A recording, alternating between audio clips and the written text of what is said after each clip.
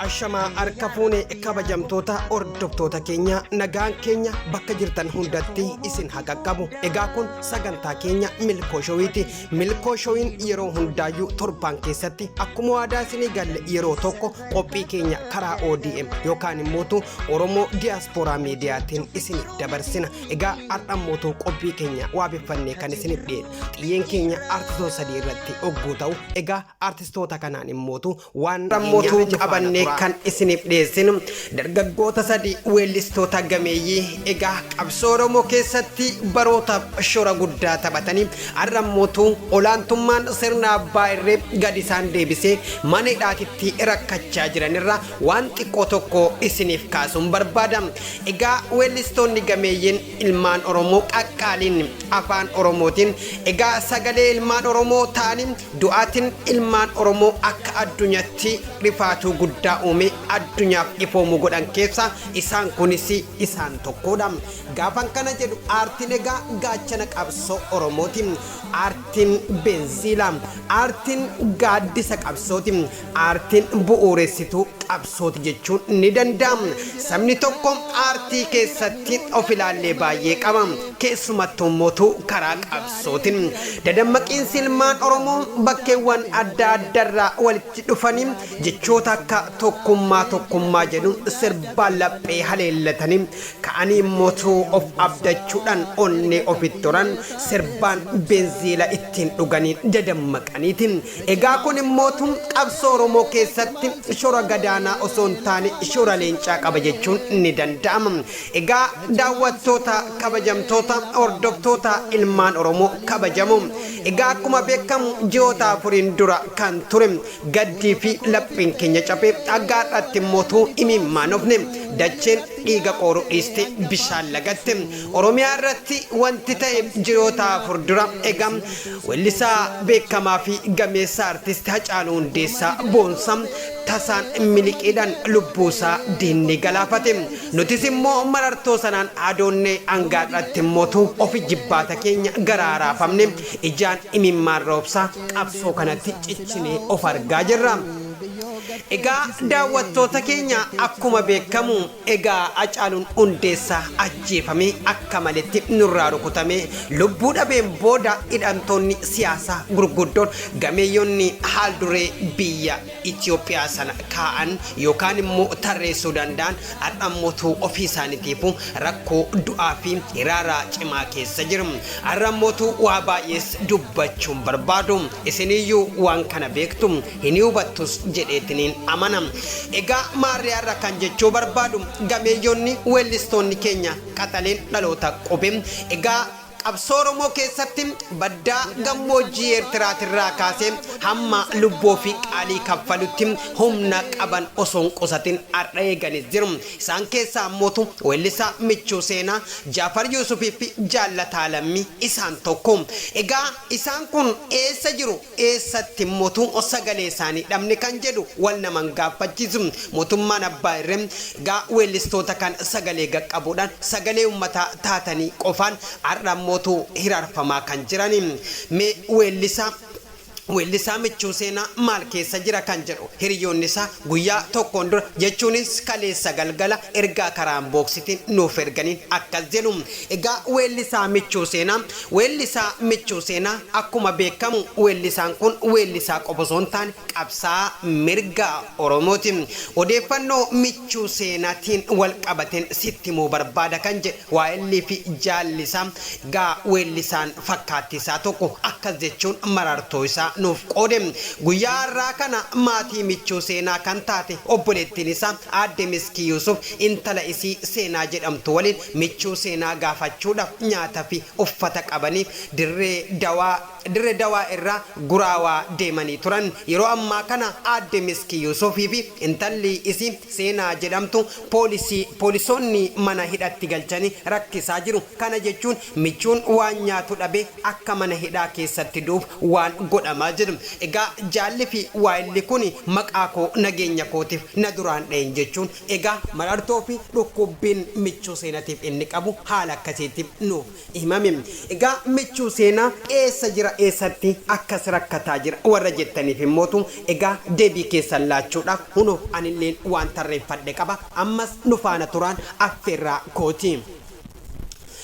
Michuu Seenaa weellisaa qabsoo bilisummaa Oromooti. Miseensa waraana bilisummaa Oromoo waggaa lamaan dura gara biyyatti galan keessa nama tokko. Guyyaa gaafa kitaabni obbo Baqqalaa Garbaa galma tokkummaa Reefti Baalii keessatti eebbifame sirba inni waltajjiirratti sirbeen jaaman mana sana keessa jiru kan imimmaan hin buusne hin turre.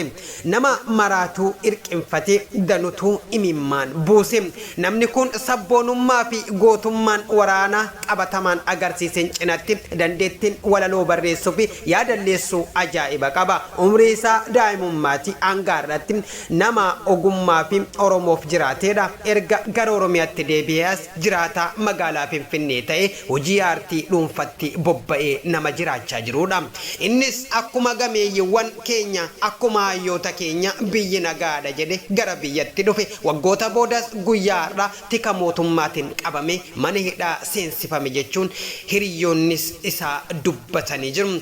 Michuu Seenaa dabalatee waa'ee isaa kan inni waliin hawwisoo wobozoonii kibbaa keessa ture artistii Jaalataa Lammii erga hidhamee murtii malee mana hidhaa godina Jimmatti dararamuu eegalee waggaa ta'uuf deema. Michuu fi Jaalataaf silaa hidhaa odoo hin taane badhaasa kabajaatu malaaf ture. Egaa kabajamtoota daawwattoota keenya hordoftoota keenya yeroo ammaa kana Michuu Seenaa artistiin gameessi kun yookaan immoo maqaan masoo Michuu Seenaa maqaa qabsooti. Maqaan isaa immoo Saaladdiin jedhama. Egaa bifuma wal fakkaatuun weellisaa jaallatamaa fi ji'oota sadiif erga hidhamee booda onkololeessaa afur bara 2020 mana murtii waliigala godina Jimmatti dhiyaate tokkoon ilaalla. Innis immoo Jaalataa Lammiiti. Jaalataa Lammii egaa kan dhalate godina Jimmatti. Egaa sirba weellisullee baay'ee beekamaadha. Egaa Jaalataa Lammii gara gammoojjii Eertiraatti adeeme qabsoo Oromoo kan tinnisuuf yookaan immoo milkeessuudhaaf ifaajjii fi tarreeffamni qabsoo lubbuu fi wareeganii Oromoo yookaan dhalisaa bilisa baasuus qooda fudhatee jira.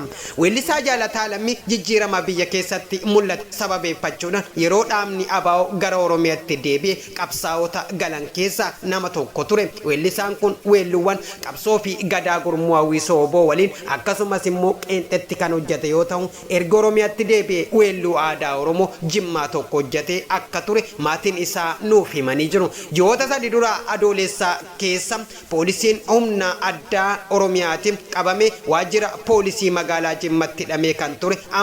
Amma kanas himannaa fi qorannaa tokko malee achi tursiifamaa ture jechuun kan himan maatiinsaa Jaalataan erga gara biyyatti deebi'ee waggaa lamaaf hirmaannaa siyaasaa ho'aa malee Jimma keessa jiraachaa turuusaa himanii guyyaa kaleessa mana murtiitti dhiyaachuus yookaan immoo gaafa Oktoobarii 4 bara 2020 mana murtiitti dhiyaachuusaa dubbatu. Abbaan alangaa godinichaa galmee jaarraa Jaabir jedhamu jalatti Jaalataa dabalatee namoota 28 irratti himata banuun ragaa dhageeffachiisuuf gaafatamus ragooliin hundi waan inni dhiyaataniif manni murtii waliigala Oromiyaa lixaa godina Jimmaa ragaalee hafan dhaggeeffachuuf beellama haaraa qabatee weellisaa Jaafar Yuusuuf waajjira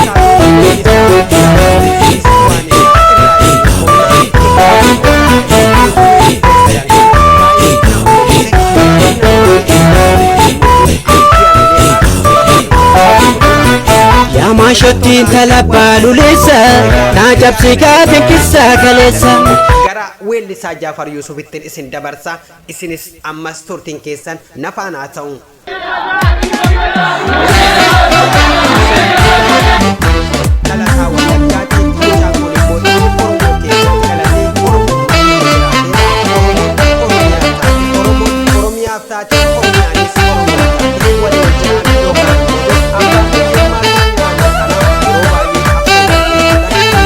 tarree yookaan immootu gitaa fi qabsoo kanatti dhamaatii guddaa qabudha. Weellisaa Jaafar Yuusuuf egaa akkuma hedduun keenya beek yeroo jalqabaatiif gara Adaamatti hidhamee turuun isaanii yaadatama. Har'a immootu egaa hidhaan immootu faanis jijjiirte gara jiddu gala Oromiyaatti ol jijjiiree mootummaan abbaa irree mankaraarsaa kan jirudha. Weellisaa Jaafar Yuusuuf egaa weellisaa qofaa miti haa ta'uyyuu garuu weellee fi akkasumas immoo hojii aartii keessatti wantoota ajaa'ibsiisoo fi akkasumas immoo Oromoo fakkeenyummaa gaarii akkasumas immootu Oromoo ibsan baay'ee dalagee jira. Weellurraa kaasee amma fiilmitti. Fiilmiin isaa kan ija marattoo fi kutubbiin saba isaa keessatti argama. Fiilmii akka inumaayyuu darbe fiilmii akka kitaaba isaa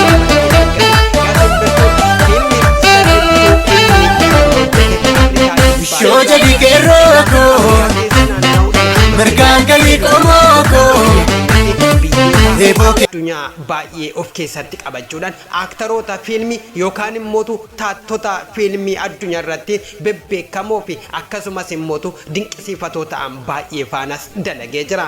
Weellisaa Jaafar Yuusuuf nama haqaati jechuun immootu nama Oromoof dhaabbateedha. Ofiif jiraatu osoo hin taane namoonni baay'een isa gananii akkasumas immoo hiriyyaan bobaa isaa ture isa ganee gara qabsoo Oromootirra gara garatti jijjiirrachuudhaan lafaan kaareedhaan qabsoo Oromoo jijjiiratus garuu weellisaa Jaafar Yuusuuf citteen isaa cichoominaan qabsoo Oromoo irratti of rarraasee hambise.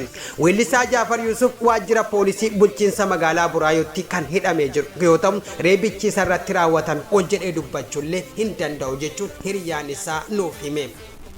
Egaa ol jedhee dubbachuun danda'u hiraarfamee mankaraaree harkisaa cabeera kan jedhutu dhagame. Weellisaa Jaafar Yuusuuf weelleewwan warraaqsa Oromoo adda addaa hojjechuun kan beekamu yoo ta'u jijjiirama bara 2018 booda qabsaa'ota gara Oromiyaatti deebi'anii keessatti argama. Weellisaan kun erga gara biyyatti deebi'ee marsaa 5 oliif kan hidhame yoo ta'u ajjecha artistaa Haacaaluu Hundeessaa booda marsaa lammaffaa hidhamuusaa hiriyyaasaa kanarraa qulqulleeffachuu qofa osoo hin taane nulleen mootu waan ija keenya yookaan immoo gurra keenya dhageenyees beeknudha. Akka hiriyaansaa kun jedhutti Jaafar Yuusuuf yeroo ammaa kana reebichi poolisii humna addaa Oromiyaatiin irratti raawwatameen miidhama hedduuf saaxilamee jira. Miilli isaa caboodhaan ol jedhee dhaabbachuu kan hin dandeenye yoo ta'u waldhaansa argachuufillee hayyama dhabe. Namoonni Jaafar dubbisuuf dhaqan keessa namni 7 ol Buraayyootti hidhamanii jiru. Egaa mootu qabsaayaa fi egaa kabajamtoota daawwattootaa fi hordoftoota keenya nagaan keenya ammallee bakka isin jirtan hundatti isiniif haa ta'u. Egaa qophii keenyaarraa kanumaan goolabna. Isa itti aanu mootu kan yeroo biraatiin walitti deebinee wal arginu ta'a. Hammasittuu nagaan nuuf tura. Qopheessee kan isin gurraan gahaa ture an Guutaa Nashaati. Akkasumas immootu milkooshoo karaa fooddaa ODM yookaan immootu Oromoo Diyaaspooraa miidiyaatiin nu hordofaa jechuun dhaamsa keenya dhaammachaa gargar baana. Abbootiin keenya falmanii darban qabsoo cimaa lubbuudhaan kan wareegaman seenaatu nuuf hima. Akka isaanitti falman laafotaa ijoollee Jimmaa kaayyoo isaanii galmaan keenya kottaan beekama. Nafti tolee jiraachuun barbaada hanga bilisoomaan Oromoonni hunduu ummata koof jedheen fedhii koo wareege qabsaa'uuf hin qaba rakkoof dhiphoo arge. Nafti tolee jiraachuun barbaada hanga bilisoomaan Oromoonni hunduu ummata koof jedheen fedhii koo wareege qabsaa'uuf hin qaba rakkoof dhiphoo arge. Qabsaa'uuf hin qaba rakkoo hunda arge.